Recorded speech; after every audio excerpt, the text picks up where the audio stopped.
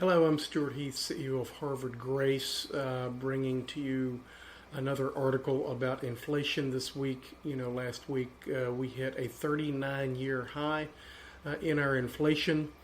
I'm referencing an article in the Wall Street Journal from this morning.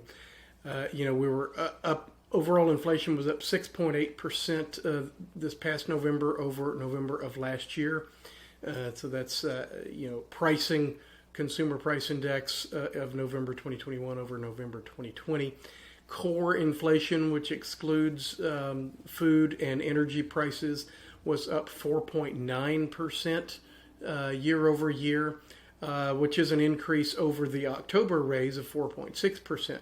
So it's still surging. We've not yet seen the end of this. in vehicles, which is a large part of the economy, that was up 11.1%. And what's really interesting about this, this is not like a lot of other recoveries, of course, that we've seen. We have very high consumer demand, along with labor force shortages. And that's what's driving this. That was what led the Fed to use the word transitory when it talks about this inflation. Although they dropped that word last week, they're no longer calling this transitory. And I think that's because, when businesses are having to make wage increases to get people to come to work, you're never going to give those back. Not likely.